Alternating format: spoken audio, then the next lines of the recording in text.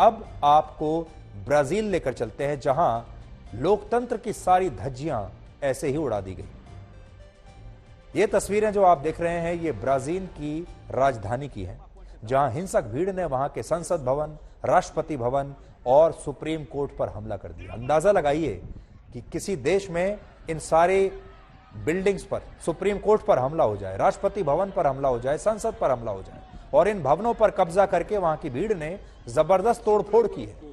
ये हमला करने वाले लोग कोई और नहीं बल्कि ब्राजील के पूर्व राष्ट्रपति जेयर बोल्सोनारो के समर्थक हैं, जो चुनावों में उनकी हार से बहुत नाराज हैं, क्योंकि वो चुनाव में हार गए। असल में आपको याद होगा, अक्टूबर महीने में पिछले साल अमेरिका में राष्ट्रपति पद के चुनाव हुए थे और जेयर बोल्सोनारो हार गए थे और मौजूदा राष्ट्रपति, जिनका नाम है लूला दा सिल्वा, उन्हें जीत मिली थी, यानी उन्होंने बोल्सोनारो को हरा दिया। लेकिन इसके बाद बोल्सोनारो के समर्थकों ने इन चुनावों के नतीजों को मानने से इनकार कर दिया और कहा कि इन चुनावों में धांधली हुई है और एक साजिश के तहत उनके नेता को हराया गया है। और इसी वजह से इन समर्थकों ने ब्राजील की संसद और राष्ट्रपति भवन और सुप्रीम कोर्ट पर अब हमला कर दिया।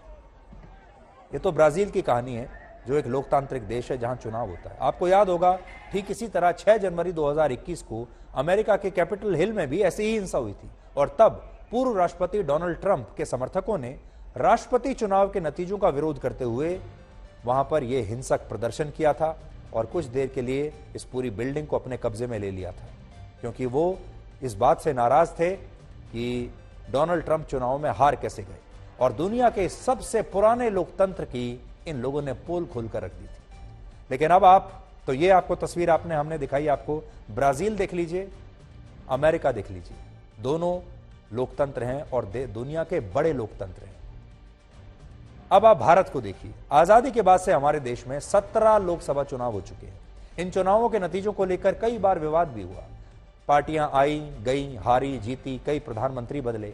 हारने वाली पार्टी ने कई बार इलेक्ट्रॉनिक वोटिंग मशीन्स पर सवाल उठाए, लेकिन भारत में यह विरोध कभी भी संवैधानिक दायरे से बाहर नहीं गया। हमारे देश में कभी भी चुनावों के खिलाफ, नतीजों के खिलाफ ऐसा प्रदर्शन आपको देखने को नहीं मिला होगा। किसी पार्टी ने या किसी नेता के समर्थक ने कभी भी संसद भवन या राष्ट्रपति भवन की तरफ ऐसे आंख उठाकर देखने की कोशिश नहीं की। और यही दुनिया के सबसे बड़े लोकतंत्र की सबसे बड़ी खूबसूरती है और सबसे बड़ा जो उसका स्ट्रॉन्ग पॉइंट है। लेकिन एक कड़वा सच ये भी है कि हमारे देश में लोगों ने जिन नेताओं को चुनकर संसद में भेजा, उन नेताओं ने अक्सर लोकतंत्र की मर्यादाओं को कई बार तोड़ा है। और ये तस्वीरें आज आपको जरूर याद होंगी। हमारे संसद में, विधानसभाओं में आपको इस तरह की मारपीट की तस्वीरें देखने को मिलती रहती हैं। ये जो लेटेस्ट तस्वीरें हैं, ये तो इसी साल की हैं, जनवरी में, जब दिल्ली में एमसीडी का चुनाव हुआ था और जो वार्ड्स के जो रिप्रेजेंटेटिव्स चुने गए थे, उन्होंने आपस में इतना झगड़ा किया था। ब्राजील और अमेरिका में हुई घटनाओं का एक बड़ा कारण है जरूरत से ज्यादा लोकतंत्र। भारत में भी ये जो होता है, इसका भी एक बड़ा कारण यह है कि हम सब लोकतंत्र को तो मानते हैं, लेकिन ये जरूरत से ज्यादा लोकतंत्र का नतीजा होता है। जबकि आज जरूरत है शायद लिमिटेड डेमोक्रेसी की, सीमित लोकतंत्र, जिसमें यह तय हो स्पष्ट रूप से कि नागरिकों की सीमा, नेताओं की सीमा कहां तक होनी चाहिए।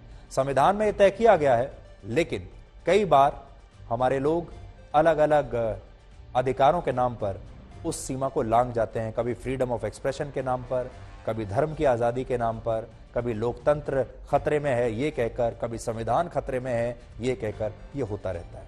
तो लोकतंत्र के फायदे तो बहुत सारे हैं जो आपने देखे भी होंगे, लेकिन लोकतंत्र के नुकसान भी हैं।